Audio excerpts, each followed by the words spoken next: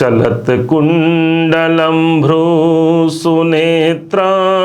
विशालं प्रसन्नाननं नीलकण्ठं दयालं मृगाधीशचर्माम्बरमुण्डमालं प्रियं शङ्करं सर्वनाथं भजामि। प्रियं शङ्करं सर्वनाथं भजामि। भगवान शिव को प्रसन्न करने का पवित्र मास श्रावण मास प्रारंभ हो चला है। 22 जुलाई से लेकर के पूरे 19 अगस्त तक देखा जाए तो शिव भक्तों के लिए इससे बड़ा कोई पवित्र महीना नहीं।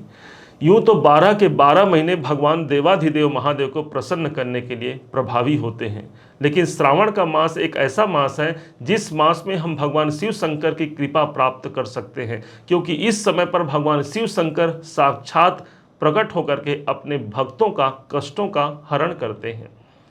देखा जाए तो मेष राशि के जो अपने राशि के स्वामी बनते हैं मंगल, यही भगवान शिव शंकर जी के पुत्र बनते हैं और इस कारण से मेष राशि का सीधा संबंध बनता है भगवान शिव शंकर जी से। अभी इस वीडियो में हम जानेंगे कि वर्तमान में जो ग्रह स्थिति चल रही हैं, जो लंबे अवधि के ग्रह हैं, उनका प्रभाव किस प्रकार से आपके जीवन को प्रताड़ित कर रहा है और कैसे इसी श्रावण मास में हम उस उपाय से अर्थात भगवान शिव शंकर जी के ऐसे कौन सी कृपा को हम प्राप्त कर सकते हैं, किस उपाय से जिसके माध्यम से हमारे परेशानियों का अंत हो सके, इस बात को हम समझने वाले हैं। वास्तव में देखा जाए तो देव दानव मानव सभी पर भगवान शिव का अनुग्रह होता है। वो एक आदि अनादि देव होते हैं और इसी कारण से आज श्रावण का मास है।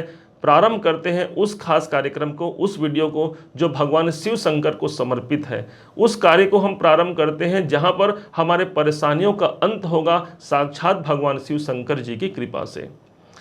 प्रारंभ किया जाए यदि आपके राशि अपने स्वामी मंगल के तरफ से, तो मंगल वो ग्रह बनते हैं जो एक स्वयं भौम माने गए हैं। इनकी उत्पत्ति होती है भगवान शिव शंकर जी के मस्तक के पसीने से। एक बार भगवान शिव शंकर जी देवताओं के परेशानियों से खिन्न हो जाता है उनका मन और सोच में तपस्या में लीन रहते हैं, तभी उनके मस्तक से एक श्वेत बिंदु गिर जाती है पृथ्वी पर और उसी से एक बालक का जन्म होता है। बहुत रोता है वो बालक, तभी पृथ्वी माता उत्पन्न होती है और उस बालक को गोद में उठा करके उसे लालन पालन करती है, उसे दूध पिलाती है। तभी कुछ देर पश्चात भोले शंकर वहाँ पर प्रकट हो जाते हैं। पृथ्वी माता ने कहा कि हे भोलेनाथ, यह बालक कौन है? तब भगवान शिव शंकर जी ने कहा, यह मेरा पुत्र है, मेरे पसीने से उत्पन्न हुआ है।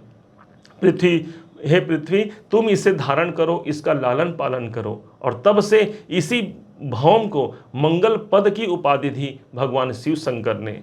कहा कि इसे आज से पृथ्वी अर्थात धरणी पुत्र कहा जाएगा और हम कहते भी हैं धरणी पुत्र मंगल। और यही मंगल बाद में नक्षत्र मंडल पर, ग्रहों के मंडल पर भगवान शिव शंकर ने इसे आधिपत्य किया और यह मेष राशि और वृश्चिक राशि का एक स्वामी बनता है।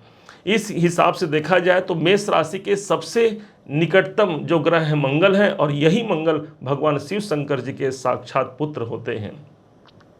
इसी कारण से आप देखेंगे मेष राशि के जो भाई बहन होते हैं उनके अंदर क्रोध की अधिकता भी पाई जाती है, कारण कि मस्तक से के बिंदुओं से कुछ चिंता से युक्त होकर के क्रोध के अवस्था में भगवान शिव शंकर जी का वह बिंदु गिरा था, पसीने की बिंदु गिरी थी।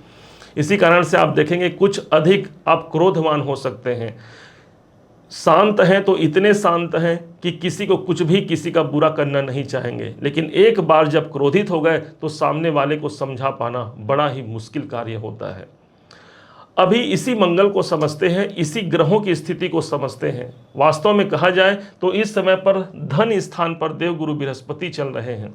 समझिएगा कैसे हम भगवान शिव शंकर जी से इन सब को कनेक्ट करके अपने परेशानियों का अंत कर सकते हैं। राहु 12वें घर पर, शनि एकादश भाव इनकम भाव पर चल रहे हैं। यदि अभी तक हमें इनकम की प्राप्ति नहीं हुई है, लाभ की प्राप्ति नहीं हुई है, शनि के द्वारा हम प्रताड़ित हैं, शनि ग्रह हमारे कुंडली में भी यदि कुंडली मार करके बैठा है वहाँ पर भी हमें परेशान करता है, तो ये समझिए कि शनि की कृपा इस सावन महीने में आपको प्राप्त हो जानी है।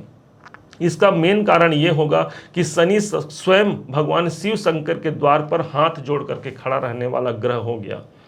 यही शनिदेव वो ग्रह बनते हैं जिन्होंने भगवान शिव शंकर जी से ही गुरु दीक्षा लिया हुआ था, और इसी कारण से शनि के दोष को दूर करने के लिए जो भगवान शिव शंकर की आराधना करता है उस पर कभी भी शनि का दोष नहीं पड़ता। अर्थात आप और शनिदेव दोनों गुरु भाई हो गए, तो क्या एक गुरु भाई को दूसरा भाई क्या कष्ट करेगा? शनि का संबंध होता है शमी के पत्रों से, और इस कारण से इस सावन के महीने पर यदि आप शमी के पत्रों से भगवान शिव शंकर जी का पूजा करते हैं तो यहाँ से शनि के जो दोष हैं वो दूर होते हैं। इसके अलावा इनकम की वृद्धि होगी, क्योंकि शनिदेव इस समय पर इनकम भाव पर चल रहे हैं, लाभ घर पर चल रहे हैं, आपकी इच्छाओं की पूर्ति के भाव पर चल रहे हैं। तो एक बिल आप ले सकते हैं शमी का पत्र, और साथ ही साथ आप ले सकते हैं बिल्व पत्र। भगवान शिव शंकर को अत्यधिक पसंद होता है यह बिल्व का पत्र जो है। चाहे तो उस बिल्व पत्र में जो 3 डंडे होते हैं, 3 पत्तियां होती हैं, उसमें प्रत्येक में राम राम लिख दीजिए, और राम लिख करके जो राम का जो शब्द है वो उलटते हुए आप रख दीजिए शिवलिंग पर। भगवान ने कहा, उमा कहूँ मैं अपना अनुभव अपना, सत हरि भजन जगत सब सपना।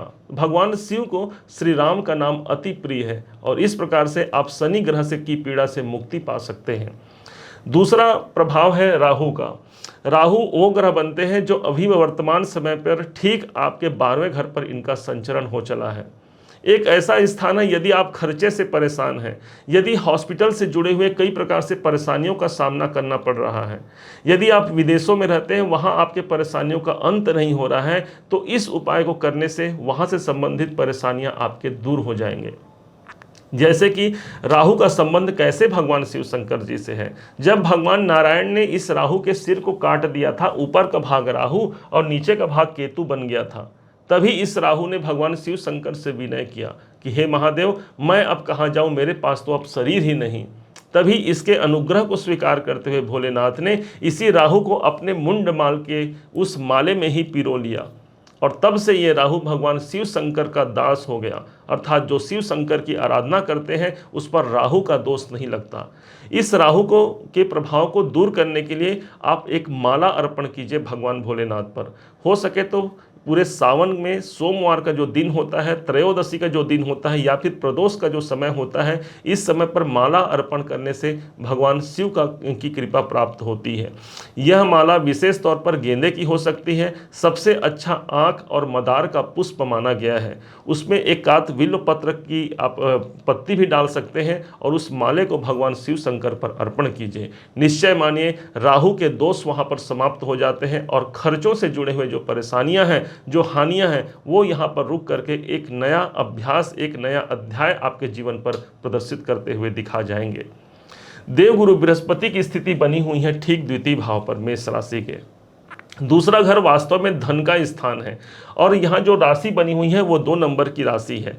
2 नंबर की राशि अर्थात शुक्र का घर, और यही शुक्र का कनेक्शन बैठता है भगवान शिव शंकर जी से, क्योंकि यही शुक्र मृत संजीवनी विद्या के जो जनक मानते हैं, भगवान शिव शंकर जी से ही इन्होंने मृत संजीवनी विद्या का वरदान पाया था, और इसके माध्यम से सभी को आज तक उसी महामृत्युंजय के मंत्र से आज सभी जो प्राणी परेशान है अपने जीवन से, या स्वास्थ्य से परेशान है, या मृत्यु कगार पर खड़े हैं, उन सबको इसी मृत संजीवनी विद्या से उनको मुक्ति प्राप्त होती है। यदि हमें इस शुक्र को समझना है तो यही धन का स्थान माना गया है। अब भाई भगवान शिव शंकर की आराधना से कुछ लोग कहते हैं धन की प्राप्ति कैसे हो सकती है, क्योंकि भगवान स्वयं राख भभूत में लिपटे हुए रहते हैं, स्वयं किसी सांसारिक मोह माया में पड़े नहीं रहते। तो ध्यान दीजिएगा कि जो साक्षात जिसे कुबेर कहा जाता है, जो धन के देवता हैं, वही भगवान शिव शंकर जी के मंत्री होते हैं। यही कुबेर जो एक चोर था, एक बार शिव मंदिर पर जाता है और कुछ वस्त्र लपेट करके उस मंदिर में चोरी करने के अभ्यास के कारण वहाँ पर उस अपने कपड़े को ही जला करके उसकी रोशनी लेता है भगवान शिव शंकर को के उस मंदिर को देखने के लिए। और भगवान शिव शंकर जी ये सोच लेते हैं कि ये मेरी आरती कर रहा है, और उस चोर को भी भगवान ने कुबेर का पद प्रदान कर दिया। तो जो साक्षात भगवान शिव शंकर जी के कुबेर ही जिनके मंत्री हैं, उनके पास क्या धन की कमी है? कभी नहीं। और इसी कारण से भगवान शिव के जो भक्त होते हैं सदैव धनी और प्रतिष्ठावान नजर आते हैं। यहाँ पर भगवान शिव के इस शुक्र के जो राशि पर बैठे हैं वही है देवगुरु बृहस्पति। इस बृहस्पति को भगवान शिव शंकर जी अपने मस्तक पर धारण किए हैं, अपने जटाओं में धारण किए हैं। कैसे धारण किए हैं? गुरु को कहा जाता है ज्ञान, अर्थात भगवान शिव शंकर जी ने सबसे ऊंचा स्थान यदि किसी को प्रदान किया है तो उसी ज्ञान को किया है, अर्थात ज्ञान गंगा, वो गंगा माता सदैव भगवान शिव शंकर के शीश पर आसीन है।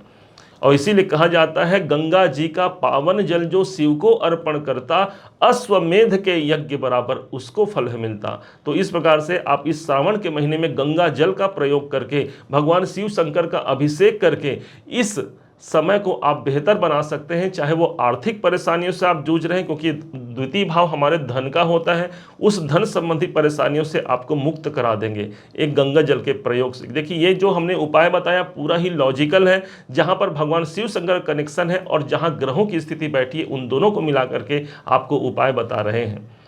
देवगुरु बृहस्पति को प्रसन्न करने के लिए भगवान शिव शंकर पर आप जलाभिषेक करते हैं तो भगवान शिव शंकर का सानिध्य भी मिलता है और साथ ही साथ देवगुरु बृहस्पति यहाँ पर मजबूत होकर के आपके जीवन को भी उन्नत और प्रकाशमय बना जाते हैं। यही है भगवान शिव शंकर की सबसे बड़ी कृपा। कौन सा उपाय, कौन सा व्रत किया जाए इस समय पर? भगवान शिव शंकर को प्रसन्न करने के लिए अनेक विधियां हैं, लेकिन जो सबसे सरल और सबसे अधिक प्रभावी है वो है नमः शिवाय का मंत्र। पंचाक्षर मंत्र का आप जाप कर सकते हैं। यदि आप गुरु दीक्षा लेकर के ओम नमः शिवाय का जाप करते हैं, प्रणव लगा करके करते हैं, तब अति उत्तम है। यदि आपने गुरु दीक्षा नहीं लिया है, उस कंडीशन पर सिर्फ नमः शिवाय का मंत्र आप भगवान शिव शंकर के इस पंचाक्षर मंत्र का जाप कर सकते हैं। हो सके तो प्रदोष का व्रत जरूर कीजिएगा, क्योंकि 12वां स्थान जहां पर राहु विद्यमान है वही हमारे खर्चे परेशानियों का स्थान है। तो प्रदोष का व्रत मात्र इस श्रावण मास में 2 बार पड़ेगा और इसके बाद आप चाहें तो पूरे साल भर के लिए इस प्रदोष व्रत को रख सकते हैं। भगवान शिव शंकर जी आपके ऊपर कृपा जरूर करेंगे, आपके परेशानियों का अंत जरूर करेंगे। इन्हीं शुभकामनाओं के साथ अब इस वीडियो को हम विराम देते हैं। उम्मीद है आप सबने इसे समझा है, आप सबने इसे जाना है। यदि आपने इसे समझा है, जाना है, मेरे समझाने का प्रयास यदि आपको सार्थक लगा हो, मेरे समझाने का तरीका यदि आपको सार्थक लगा हो, तो हर बार की भांति अपना प्यार भरा लाइक और कमेंट करना कभी मत भूलिएगा और ओम नमः शिवाय तो जरूर लिखिएगा। पुनः एक बार फिर आप सभी का दिवस बहुत मंगलमय हो। इन्हीं शुभकामनाओं के साथ ओम नमः शिवाय।